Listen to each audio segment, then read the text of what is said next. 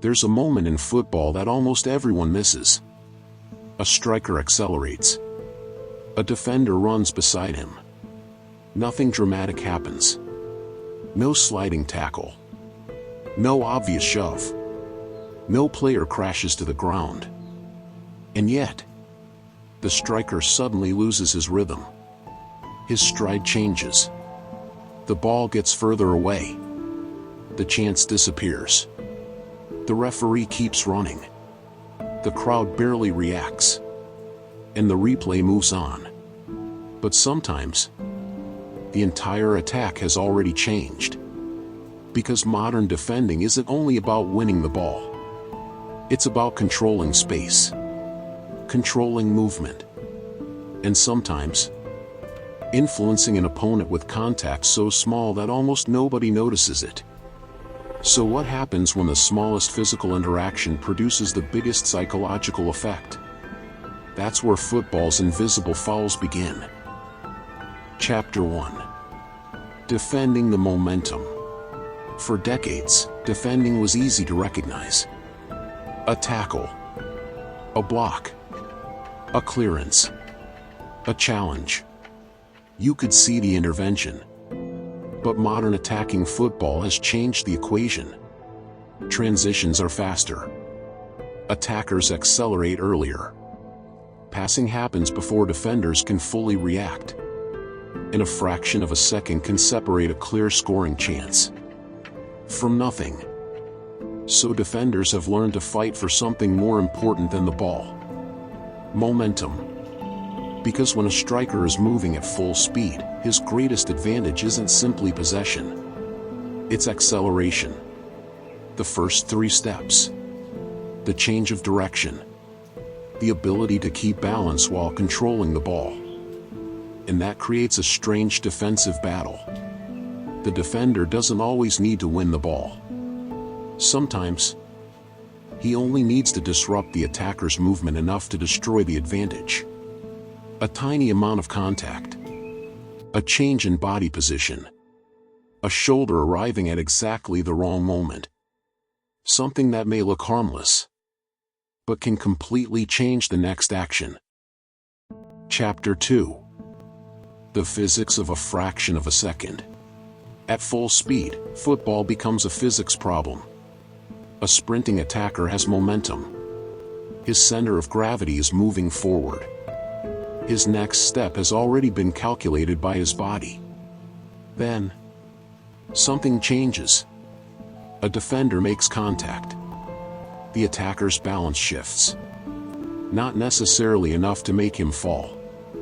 Just enough to alter the stride. And that may be all the defender needs. Because the ball doesn't stop. The defense doesn't stop. The clock doesn't stop. The attacker now has to make another decision. Adjust the run? Protect the ball? Stay upright? Take the shot? And suddenly, a player who was thinking about scoring is thinking about surviving the movement. This is why tiny contact can be so important. The physical effect may last less than a second. The tactical effect can last much longer. Chapter 3. The referee's problem. Now we reach the most fascinating part. The contact may be real. But was it a foul? That's much harder to answer. A referee is watching an entire pitch. The players are moving at full speed. The contact may happen behind another player's body. It may be partially hidden. It may occur while both players are fighting for the same space. From one angle, it looks harmless. From another, it looks significant. And the official has to decide instantly. That creates a difficult distinction between contact and illegal contact. Football is full of physical interaction. Not every touch is a foul. And that's exactly why these moments are so difficult to judge. The defender knows the attacker is accelerating. The attacker knows the defender is close. The referee knows contact is inevitable. But somewhere between all three perspectives, a decision has to be made. And often, there isn't a perfect replay waiting to explain the moment. There is only judgment. Chapter 4. When the body changes the mind. Here's where football psychology becomes even more interesting. Suppose a striker has been disrupted several times. The referee hasn't stopped play. The attacker notices. Now the next duel arrives. The defender moves alongside him again. And suddenly, the striker expects contact. That expectation changes behavior. He may accelerate slightly earlier, protect the ball more aggressively, look toward the referee, adjust his body, or hesitate. And hesitation is expensive, especially during a transition. This is how physical contact can become psychological. The defender isn't only competing against the attacker's body anymore. He's competing against anticipation. The attacker is thinking about what might happen before it happens. And once that happens, the defender may already have an advantage. Not because the attacker has been beaten, but because his attention has been divided. Chapter 5. The blind side. Some of the most difficult defensive moments occur when the referee simply cannot see everything. The official has positioning. Players create screens. Bodies cross in front of one another. And a tiny interaction can disappear between movements. That's why modern officiating is so difficult. The referee must judge not only the contact, but the context. Was the defender playing the ball? Was the attacker already losing balance? Did the contact actually cause the fall? Was the movement natural? Or did one player deliberately change another player's path? These questions can be almost impossible to answer perfectly in real time. And that uncertainty creates another psychological battle. The attacker believes he was fouled. The defender believes the contact was normal. The referee has to decide. And the match continues. Chapter 6. When the invisible moment becomes visible. Technology has changed this part of football. High-definition cameras can expose details spectators never noticed live. Slow motion can reveal tiny changes in body position. Different angles can show contact that seemed invisible from the referee's perspective. But technology creates its own problem. Slow motion can make normal football contact look much more dramatic. A movement lasting a fraction of a second can appear enormous when stretched across several seconds of replay. That's why interpretation still matters. The camera can show what happened. It doesn't always tell us what it meant. Was it a foul? A natural collision? A smart defensive intervention? A genuine attempt to win the ball?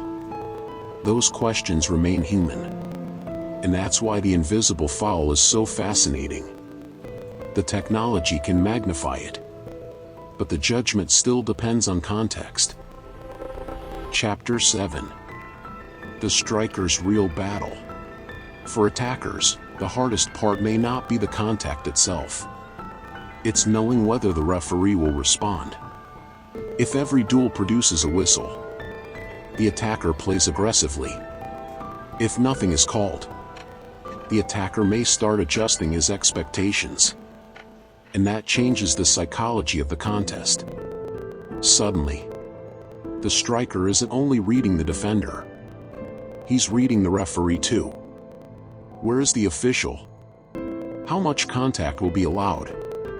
Can I protect the ball? Should I go down? Should I stay on my feet? Those questions can appear in less than a second. And every question takes attention away from one thing: finishing the attack. That's the hidden cost. The contact doesn't need to stop the player.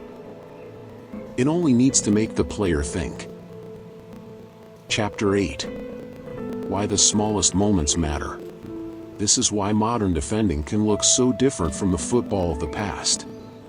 The biggest defensive actions are still important. But sometimes, the most effective intervention is the one nobody remembers. A step into the running lane. A perfectly timed challenge. A subtle change of body position. A shoulder contest. A defender forcing an attacker to take one extra touch. None of these moments necessarily makes a highlight reel. But together, they shape the attack. And that may be the real evolution of defending. Not simply stopping players, but controlling what they are able to do next. The football you don't see. The next time you watch a football match, don't only watch the ball. Watch the runner. Watch the defender. Watch the space between them. Watch the moment momentum changes. Watch the attacker's stride. Watch the referee. Because sometimes, the most important defensive action happens in less than a second. No spectacular tackle. No dramatic save. No obvious foul. Just a tiny moment that changes everything after it. And maybe that's one of the most fascinating truths about modern football. The game isn't only decided by what you can see. It's also decided by what happens between the frames. And sometimes, the smallest contact on the pitch can create the biggest change in the match.